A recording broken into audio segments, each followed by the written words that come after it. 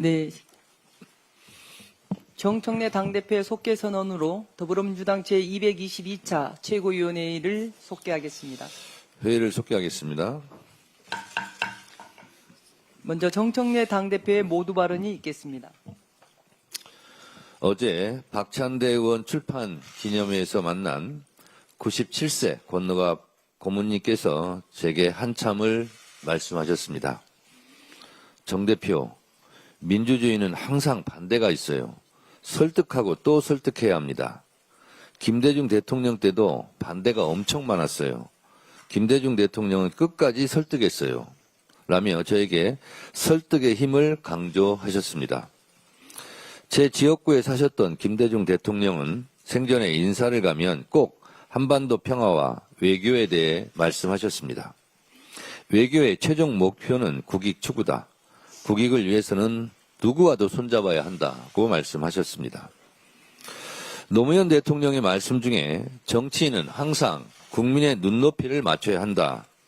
그러나 더 중요한 것은 역사의 눈높이다. 라고 말씀하시곤 했습니다. 이재명 대통령께서는 정치는 정치인이 하는 것 같지만 결국 국민이 한다. 국민을 믿고 국민만 보고 가야 한다고 말씀하셨습니다. 우리 안에 작은 차이가 있어도 상대방과의 차이보다 크겠냐고 단결의 힘을 항상 강조하셨습니다. 어제 저와 지도부는 지방선거전 합당 논의 중단, 지방선거 통합 추진을 천명했습니다. 우리 안에 작은 차이를 넘어 이제 오직 지방선거 승리를 위해 우리의 큰 가슴을 바탕으로 총단결하겠습니다. 우리는 12.3 비상계엄의 사선을 넘고 윤석열 국회 탄핵, 헌법재판소 파면 선고를 얼마나 초조한 마음으로 합심 단결하며 기다렸습니까? 조희대 사법부가 이재명 대선 후보직을 박탈하려 할 때 얼마나 같이 분노했습니까? 천신만고 끝에 출범한 이재명 정부의 성공만을 생각하고 앞으로 지방선거 승리에 도움이 되는 일만 하도록 합시다. 더 이상 합당 논란으로 우리의 힘을 소비할 수 없습니다. 전당원 투표를 시행하지 못한 점에 대해 당의 주인이신 당원들께 정말 죄송하다고 다시 한번 사과의 말씀을 드립니다. 비온 뒤 땅이 굳는다고 이제 이를 전화위복의 기회로 삼아 지방선거 승리에 올인하겠습니다. 4월 20일까지 모든 공천을 마무리하겠다는 민주당 공천 시간표는 한 채 오차 없이 진행되었고 앞으로도 그럴 것입니다. 억울한 컷오프는 없을 것입니다. 약속드린 대로 권리당원의 공천 참여를 전면 보장하고 민주적 절차에 의한 가장 경쟁력 있는 후보를 공천하겠습니다. 민주적 경선에 참여한 후보들은 모두 승복하고 공천 후보자에 대해 공동선대위원장을 맡아 함께 뛰는 민주당의 모범을 보이겠습니다. 이를 위해 민주당 지도부부터 더 단결하고 더 모범적인 모습을 보이겠습니다. 민주당은 어제 부동산 시장 불법행위 근절을 위한 부동산 감독원 설치법을 발의했습니다. 부동산 업계의 금융감독원과 같은 역할을 할 것입니다. 새로 출범할 부동산 감독원은 부동산 관련 불법 행위에 대한 조사, 수사와 제재 업무를 총괄 조정하는 기구입니다. 불법 행위 신고센터에 접수된 사안을 전담으로 처리하는 권한도 갖고 있습니다.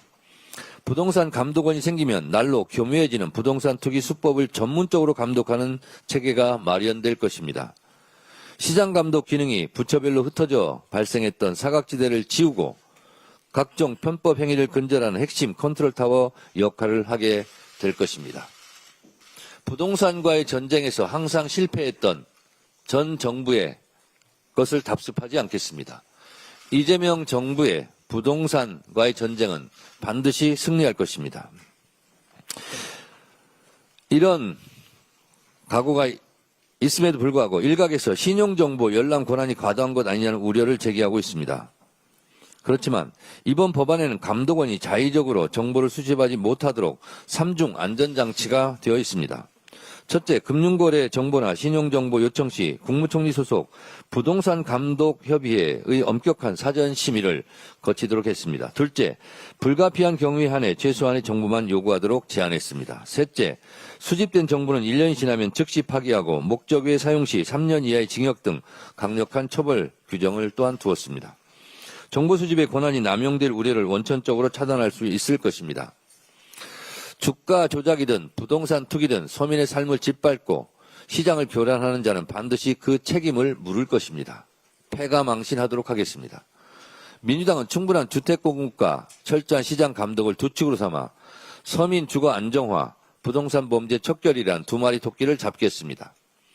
부동산 감독원 설치법을 신속히 처리하여 이재명 정부의 부동산 정책을 든든히 뒷받침하고 집값 안정과 시장 정의를 반드시 실현하겠습니다.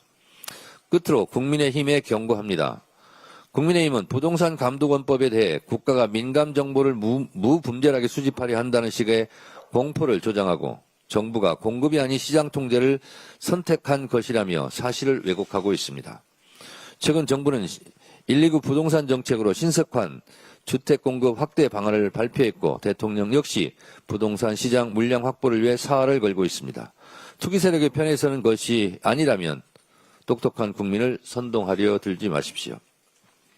12.3 비상계엄 내란에 가담해 징계 처분을 받은 군간부 31명 중 여인영 전 방첩사령관 등 무려 23명이 국방부에 항고했다고 합니다.